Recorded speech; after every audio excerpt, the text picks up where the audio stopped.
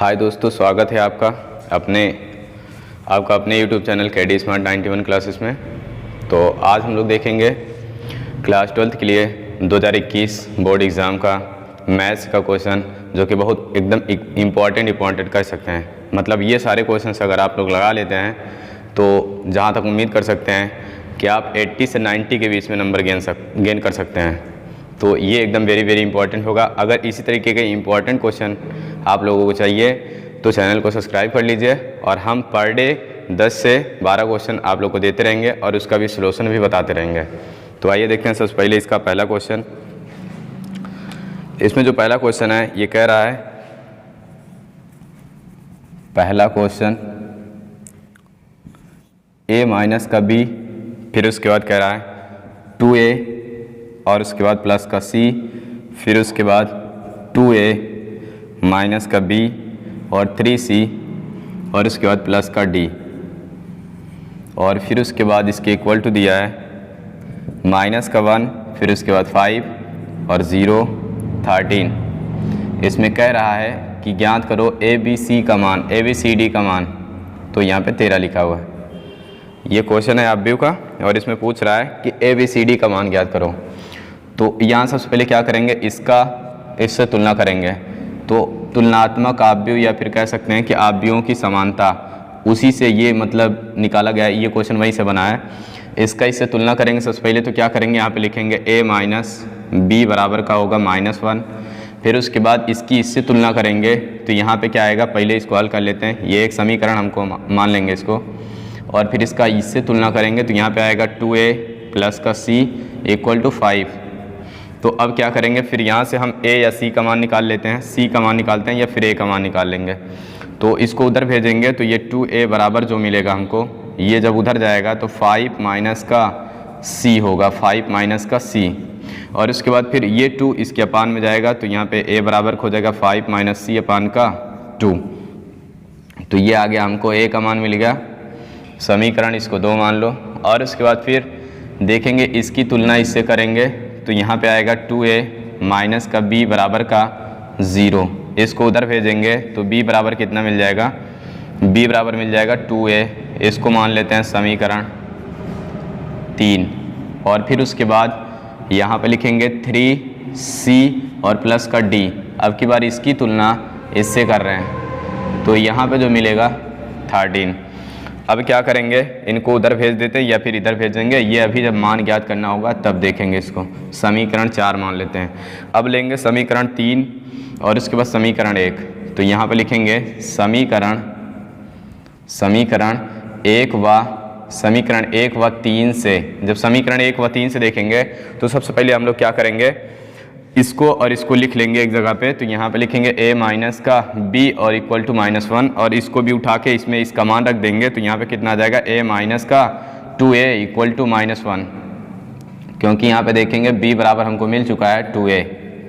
अब उसके बाद यहाँ से हम क्या करेंगे, इसको यहाँ पे 2a लिखा है, यहाँ पे केवल a है तो इसको घटा देंगे। तो यहाँ पे आ जाएगा माइनस का a बराबर का -1। ये माइनस से माइनस खत्म, तो a का मान मिल चुका हमको क्या, 1।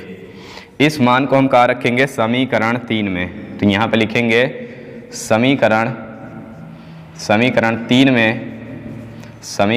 में a का मान रखने पर, जब a का मान रखेंगे, तो ये क्या मिलेगा हमको, b बराबर 2a। इसका मान जब इस पे रखेंगे तो यहाँ पे आ जाएगा b बराबर 2 × 1, मतलब आएगा b का मान 2। फिर उसके बाद इसी तरह से a और b मिल गया। अब हमको चाहिए c और d। हमको क्या चाहिए, c और d। तो यहाँ से हम लोग क्या करेंगे, यहाँ से हम c का मान ज्ञात कर सकते हैं, इससे c का मान ज्ञात कर सकते हैं, या तो फिर ये वाला ले। तो यहाँ पे देखेंगे c का मान ज्ञात करने के लिए हम लोग इधर देखते हैं।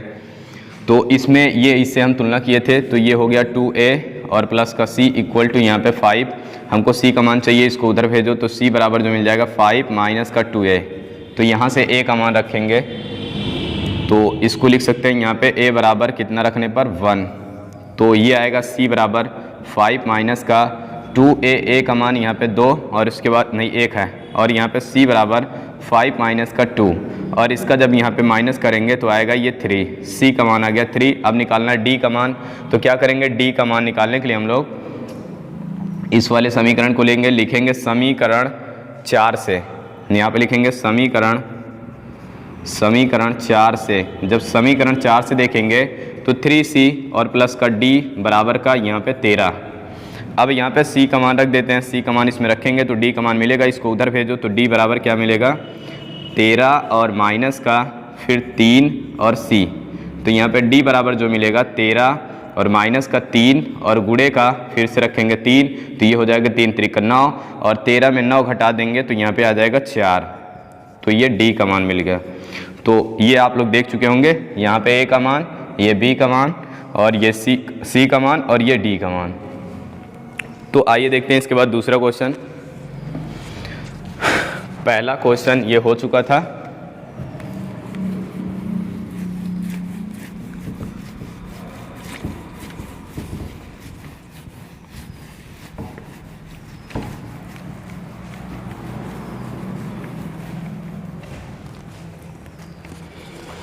दूसरे क्वेश्चन में कह रहा है कि ज्ञात करो, समाकलन ज्ञात करना है, ये होगा दूसरा क्वेश्चन। इसमें कह रहा है कि ये लिखा हुआ है साइन स्क्वायर यक्स माइनस का कास स्क्वायर यक्स, और उसके बाद अपान का, फिर उसके बाद कह रहा है साइन स्क्वायर यक्स और कास स्क्वायर यक्स, और उसके बाद डी एक्स कह रहा है, इसका समाकलन बताओ।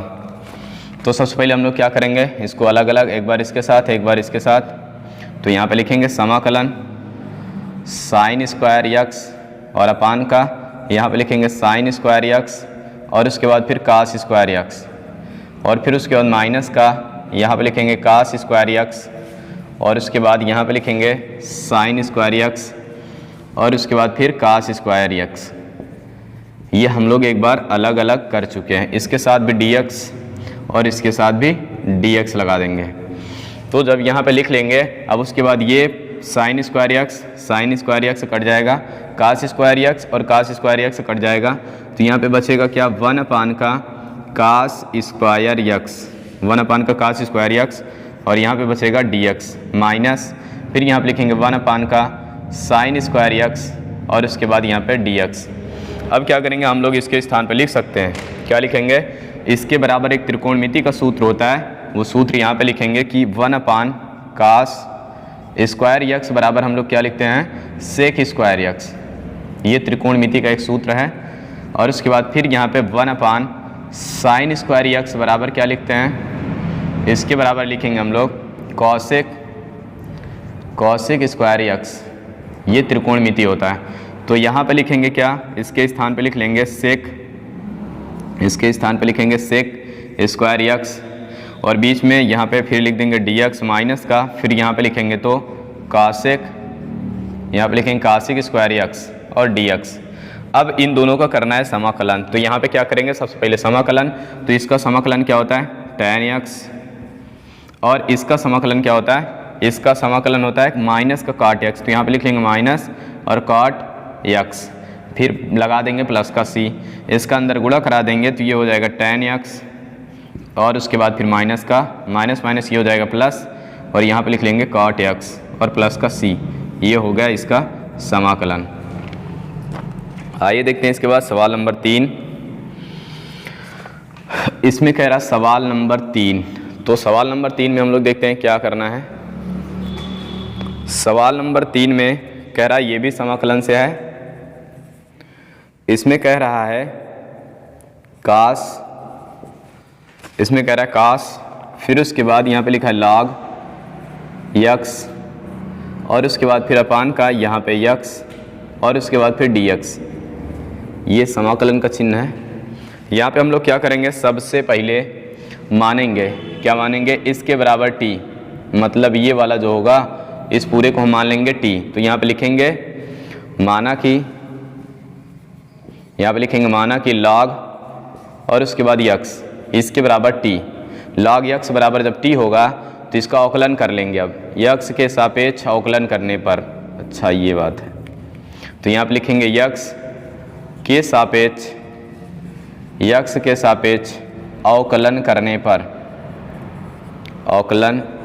करने पर जब यक्स के सापेक्ष इसका अवकलन करेंगे तो ये आ जाएगा 1 का यक्स, लाग का अवकलन होता है 1 यक्स, और टी का अवकलन होगा dt का dx, और इसको इधर भेजेंगे और इसको इधर भेजेंगे तो इसका इधर जब गुणा कराएंगे तो ये dx हो जाएगा, और इनको जब इधर भेजेंगे तो ये होगा यक्स dt।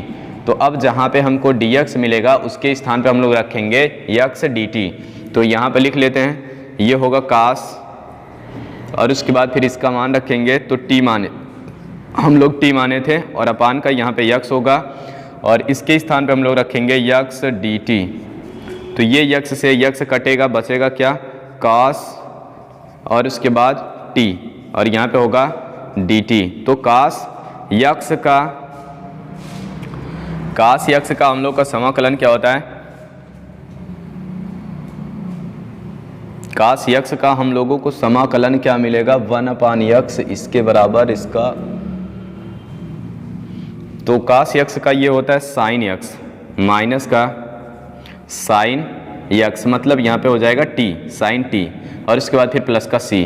तो यहाँ पे लिखेंगे तो इसके बाद लिख सकते हैं माइनस का साइन, अब t का मान रख देंगे, तो t किसको माने थे, log यक्स को, तो यहाँ पे रख देंगे log यक्स, और इसके बाद फिर प्लस का c। ये सवाल नंबर 3 का आंसर था। तो आइए देखते हैं सवाल नंबर 4।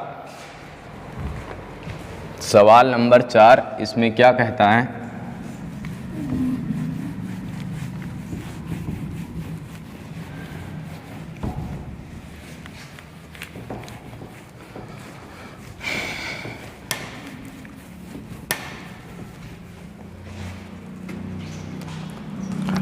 सवाल नंबर 4 इसमें कह रहा है कि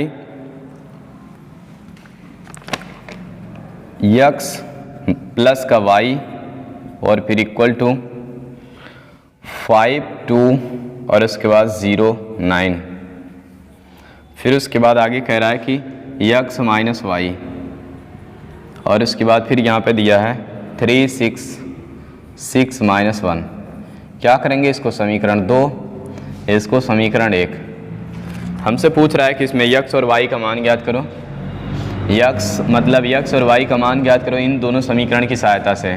तो सबसे पहले क्या करेंगे कि समीकरण 1 और 2 को जोड़ने पर क्या लिखेंगे, समीकरण 1 और 2 को जोड़ने पर, क्योंकि चाहे तो इसका मान उधर भेज के इसको इसमें रख दो, इससे भी हो सकता है, या तो इसको जोड़ दो तब भी हो सकता है। तो इन दोनों को जब जोड़ेंगे तो यहाँ पे आएगा यक्स प्लस का वाई, और फिर उसके बाद बीच में प्लस लगाएंगे क्योंकि समीकरण ये 1 होगा और ये 2 होगा, तो इसको भी जोड़ेंगे तो यक्स माइनस का वाई, और उसके बाद फिर बराबर करेंगे और लिखेंगे इसको, तो यहाँ पे लिखेंगे 5, 0, 2 और उसके बाद फिर 9, फिर उसके बाद बीच में प्लस लगाएंगे और यहाँ पे लिखेंगे 3, 6 और 6 माइनस 1, और ये इसको फिर जोड़ देंगे तो ये आ जाएगा 2x, और ये इससे कट जाएगा तो यहाँ पे आ जाएगा बस 2x अकेले आएगा, ये दोनों जुड़ेगा बस। फिर उसके बाद यहाँ पे क्या लिखेंगे, इसको इसके साथ जोड़ेंगे तो 8, इसको इसके साथ जोड़ेंगे तब भी 8, इसको इसके साथ जोड़ेंगे तो 6, इसको इसके साथ जोड़ेंगे तो 8 आएगा, क्योंकि ये इसमें जुड़ेगा नहीं, ये माइनस है तो इस वजह से घट जाएगा। तो अब इस 2 को नीचे भेज देंगे तो यहाँ पे x बराबर जो मिलेगा, ये 2 सबके बटे में आएगा तो 8/2 और 8/2 और 6/2 और 8/2। तो इसको काटेंगे तो 2 चौका 8, 2 चौका 8, फिर 2 चौका 8 और 2 तिहाई 6। तो ये यक्स का जो मान आएगा यहाँ पे लिखेंगे 4 और 4 और 3 और 4, तो ये यक्स का मान आ गया। अब हमको निकालना वाई का मान, तो इसमें क्या करेंगे, किसी एक यक्स का मान इसमें रख देते हैं, या तो इस यक्स का मान समीकरण 2 में चाहे 1 में रख दो। तो यहाँ पे क्या करेंगे, इसका मान इसमें रखते हैं तो इसको उधर भेजेंगे तो ये y बराबर जो मिलेगा, y बराबर मिलेगा 5, 0 और इसके बाद 2, 9, और इस यक्स को जब हम उधर भेजेंगे तो यहाँ पे हो जाएगा माइनस का यक्स। तो इसका मान, अब यक्स का मान इसमें रखेंगे तो ये y बराबर, और इसके बाद 5, 0, 2, 9, फिर उसके बाद माइनस का इसका मान रखेंगे तो कितना आएगा 4, 4 और 3, फिर उसके बाद 4। अब इसको हम माइनस करेंगे तो ये y बराबर आएगा, और उसके बाद लिखेंगे 5 माइनस का 4, फिर 2 माइनस का 4, फिर उसके बाद 0 माइनस का 3, फिर उसके बाद 9 माइनस का 4। अब क्या करेंगे यहाँ पे y बराबर और इसके बाद इन दोनों को हम घटा देंगे तो यहाँ पे 1 आ जाएगा, इसको घटाएंगे तो -2 और इसको घटा देंगे तो -3, इसको घटाएंगे तो 5। ये हमको मिल जाएगा y का मान। ये हो गया सवाल नंबर कितनी थी 4, ये सवाल नंबर 4 थी। फिर उसके बाद देखते हैं सवाल नंबर 5। सवाल नंबर 5 में कह रहा है, यह है सवाल नंबर 5। इधर कह रहा है ज्ञात करो tan इनवर्स अंडर रूट में 3, फिर उसके बाद माइनस, फिर कह रहा है सेक इनवर्स और उसके बाद -2। ये कह रहा है कि माइनस मतलब इतने का मुख्य मान ज्ञात करो, इसका कह रहा है इसका मुख्य मान ज्ञात करो, मुख्य मान ज्ञात करो। तो जब मुख्य मान ज्ञात करना होगा तो क्या करेंगे सबसे पहले हम लोग देखेंगे कि इसका मुख्य मान ज्ञात करने के लिए इसका इन्वर्स कैसे हटाएंगे और इसका ज्ञात करने के लिए इसका इन्वर्स कैसे हटाएंगे। इसका मतलब पाई में चेंज करना है तो सबसे पहले लिखेंगे यहाँ पे tan इन्वर्स। अब ये tan में कितने का मान होता है, ये tan में 60 का मान होता है, तो यहाँ पे लिखेंगे tan 60 अंश, इसको लिख सकते हैं। और उसके बाद यहाँ पे माइनस लगाएंगे, फिर उसके बाद यहाँ पे लिखेंगे, इसको क्या लिख सकते हैं हम लोग, माइनस का नहीं पाई माइनस का, फिर यहाँ पे लिखेंगे सेक इन्वर्स और इसके बाद यहाँ पे लिखेंगे पाई, फिर उसके बाद पाई नहीं लिखेंगे, यहाँ पे सेक ये कितने का मान होता है, ये होता है यहाँ पे, ये भी होगा सेक 60, तो यहाँ पे लिख लेंगे सबसे पहले इसका मान रखेंगे तो सेक 60 अंश। और इसके बाद फिर यहाँ पे लिखेंगे tan इन्वर्स और इसके बाद फिर यहाँ पे लिखेंगे tan और 60 को पाई में चेंज करेंगे तो यहाँ पे लिख सकते हैं 60 को पाई में चेंज करेंगे, लिखेंगे π/3 और इसके बाद फिर माइनस का, फिर यहाँ पे लिखेंगे पाई माइनस का और यहाँ पे लिखेंगे सेक इन्वर्स और इसके बाद इसको लिख सकते हैं सेक, इसको लिखेंगे सेक और उसके बाद फिर यहाँ पे इसको भी लिखेंगे π/3 और उसके बाद अंडर रूट, फिर कोष्टक लगा देंगे तो ये सेक से सेक खत्म हो जाएगा और यहाँ tan से tan खत्म हो जाएगा, तो ये बचेगा π/3 और माइनस का, फिर इधर बचेगा पाई और माइनस का, फिर यहाँ पे आएगा π/3 और उसके बाद फिर यहाँ पे क्या करेंगे, इसका इधर गुणा कराएंगे तो ये आएगा π/3 और माइनस का यहाँ पे आ जाएगा 3π और उसके बाद माइनस का π/3, तो फिर उसके बाद यहाँ पे लिखेंगे π/3 और माइनस का इसको घटा देंगे तो ये आ जाएगा 2π और उसके बाद /3, फिर उसके बाद इसका कोष्टक हटा देंगे। अब इन दोनों में एलसीएम हो जाएगा कितना 3 और उसके बाद फिर इसको लिख सकते हैं पाई माइनस का 2π और इसको जब घटा कर लिखेंगे 2π में 1π घटा देंगे तो कितना बचेगा, केवल पाई, ये माइनस का आ जाएगा π/3। ये हो गया सवाल नंबर 5 का आंसर। तो आइए देखते हैं सवाल नंबर 6।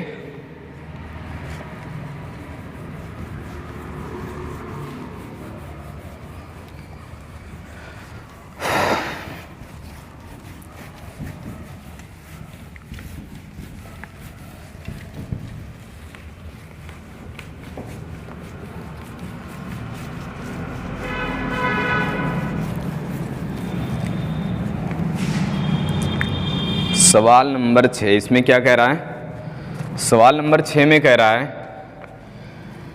कि ये सवाल नंबर 6 कह रहा है कि अंडर रूट साइन यक्स का अवकलन गुणांक ज्ञात कीजिए, अवकलन गुणांक ज्ञात कीजिए। तो सबसे पहले हम लोग इसका अवकलन गुणांक ज्ञात करने के लिए क्या करेंगे, और वो भी कह रहा है यक्स के सापेक्ष ऐसा कुछ।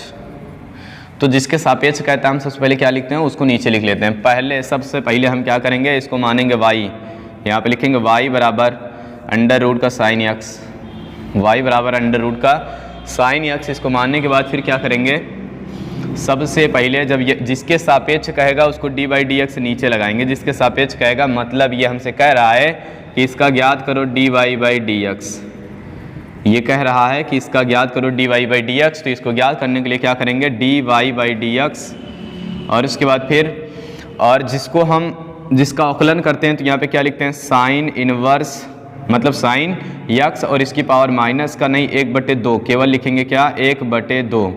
तो यहाँ पे लिख सकते हैं इसको 1/2, ये माइनस नहीं होगा। अब जिसका हम करते हैं अवकलन, तो इसका भी अवकलन नहीं किए हैं, इसका कर चुके हैं, तो यहाँ पे लिखेंगे dy बाई डी एक्स, क्योंकि जिसके सापेक्ष उसके बटे में, तो यहाँ पे लगा देंगे dx, और उसके बाद फिर यहाँ पे dy बाई डी एक्स, यहीं पे लगाएंगे dy बाई डी एक्स इसका।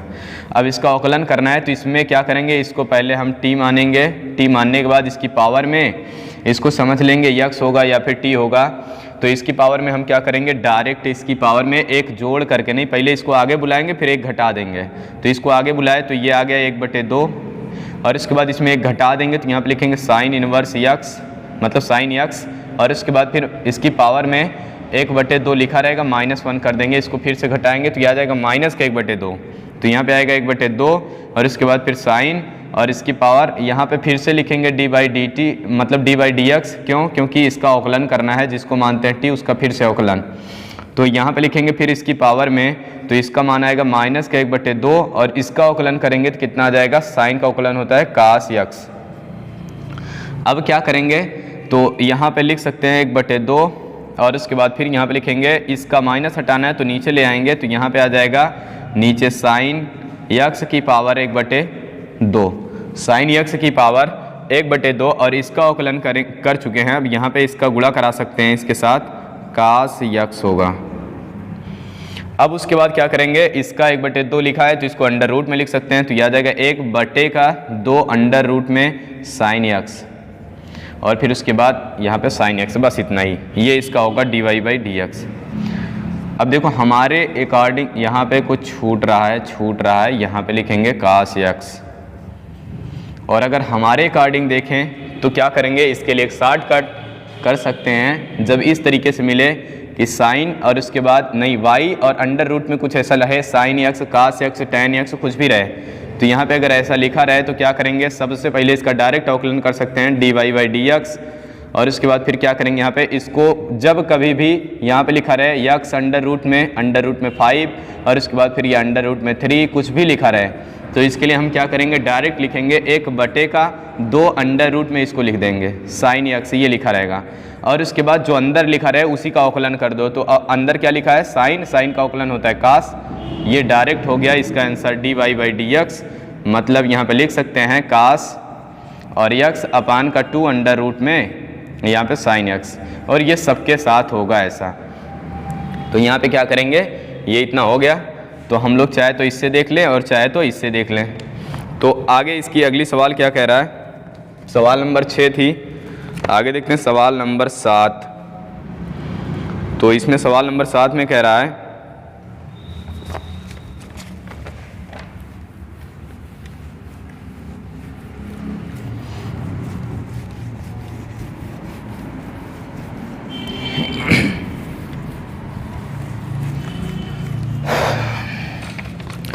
जो ये हम लोग की होगी सवाल नंबर 7, इसमें क्या कह रहा है,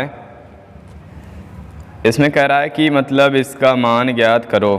सवाल नंबर 7 जो कि प्रायिकता से है, इसमें कह रहा है PA बराबर दिया है, PA ये बताता है प्रायिकता, A की प्रायिकता, P से प्रोबेबिलिटी, PA का मान दिया है, और इसके बाद फिर दे दिया है PA बराबर कितना 0.8, और PB दे दिया है, PB का मान कितना दिया है, PB का मान दे दिया है 0.5, फिर उसके बाद आगे यहाँ पे और कुछ दिया है, तो कह रहा है PB अपान का A, और इसके बाद इक्वल टू फिर कह रहा है कि 0.4, ये इसका मान दे दिया है। तो अब आगे क्या करना है, अब आगे कह रहा है कि मान ज्ञात करो, किसका किसका पूछ रहा है, कह रहा है कि PA नहीं P यहाँ पे, फिर उसके बाद कह रहा है कि A इंटरसेक्शन B, और इसके बाद फिर ये पहली सवाल, और दूसरी वाली सवाल ये है, कह रहा है कि इसमें ज्ञात करो कि PA अपान का B, इसका मान कितना आएगा, ये दोनों का मान पूछ रहा है। इसको ज्ञात करने के लिए हम लोग क्या करेंगे, सबसे पहले यहाँ पे देखेंगे सूत्र। तो सबसे पहले इसके लिए सूत्र देखेंगे कि मतलब इसको ज्ञात करना होगा, तो इसके बराबर एक सूत्र होता है, क्या होता है, PB अपान का A, इसके बराबर क्या होता है, इसके बराबर होगा PA इंटरसेक्शन B, और उसके बाद फिर अपान में यहाँ पे लिखा जाएगा इसके अपान में A, मतलब जब सूत्र बनाएंगे तो जो ये नीचे वाला होगा, अगर इस तरीके से दिया है तो जो नीचे वाला होगा वही यहाँ पे लिखा जाता है, तो यहाँ पे लिख लेते हैं PA, और इसके बाद अब हमको निकालना क्या है, ये तो ये इसके बटे में, इसको भेज देंगे इधर, तो ये गुणे में हो जाएगा, तो यहाँ पे हमको मिलेगा PA इंटरसेक्शन B बराबर क्या होगा, इसको जब इधर भेजेंगे तो यहाँ पे आएगा पी बी अपान का ए और उसके बाद यहाँ पे लिखेंगे पी ए। मतलब ये दोनों मान हमको दिया हुआ है, तो ये हमारे पहले का आंसर निकल रहा है। यहाँ पे भी दिया है ए का मान और इसका भी मान दिया है, तो यहाँ पे रखेंगे, इसका मान रखेंगे 0.4 और इसका मान रख लेंगे 0.8। और ये तो हम लोग को आता है कि दशमलव का गुणा कैसे करते हैं, तो 8 चौक 32, तो यहाँ पे लिख लेंगे 32 पहले लिख दिए, दशमलव के बाद एक अंक, दशमलव के बाद एक अंक, मतलब दशमलव के बाद 2 अंक होना चाहिए, तो यहाँ पे दशमलव लगा दिए, यहाँ पे 0 लगा दिए। ये आ गया पी ए इंटरसेक्शन बी का मान। और उसके बाद अब क्या निकालना है, पी फिर उसके बाद बी अपान का ए। इसके लिए क्या सूत्र होता है, इसके लिए सूत्र यहाँ पे लिखेंगे, देखेंगे तो इसके लिए सूत्र ये मिलता है कि पी ए अपान का बी और उसके बाद फिर इसके बराबर जब देखेंगे तो यहाँ पे होता है पी ए इंटरसेक्शन और उसके बाद B, P A intersection B, फिर उसके बाद अपान का क्या लिखेंगे, नीचे वाला लिखते हैं, तो यहाँ पे लिखेंगे पी और उसके बाद फिर यहाँ पे लिखेंगे बी, तो ये हो जाएगा पी और बी।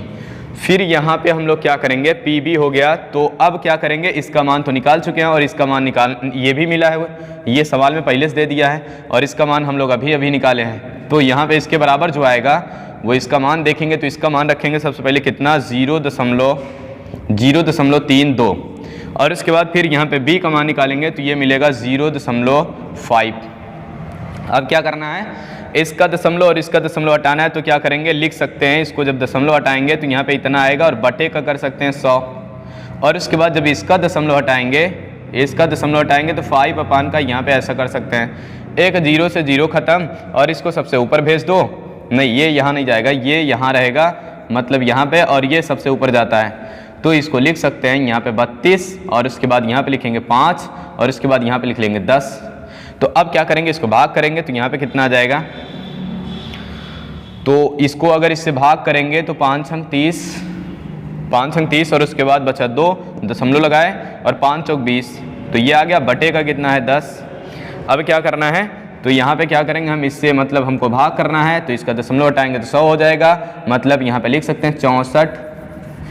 तो इसको इधर देखते हैं, तो यहाँ पे लिखा है 64 मतलब 6.4 और यहाँ पे 10, इसका दशमलव हटाएंगे तो क्या लिखेंगे 4 और बटे का दशमलव बाद एक अंक, तो एक 0 इसको और ले लेंगे और उसके बाद इसको हम जब दोनों हटाएंगे तो यहाँ पे आ जाएगा क्या, 0.64, ये इस तरीके से। या तो यहाँ पे हम डायरेक्ट कर सकते थे इसका, इससे भाग करके और उसके बाद दशमलव फिर से लगा दें, तो जब इससे भाग किए तो 64 आ गया, मतलब 6.4 आया और इसको एक दशमलव और लगाना है, तो इसको एक अंक इधर और खिसका दो, खत्म। फिर उसके बाद यहाँ पे देखते हैं, ये थी सवाल नंबर 7।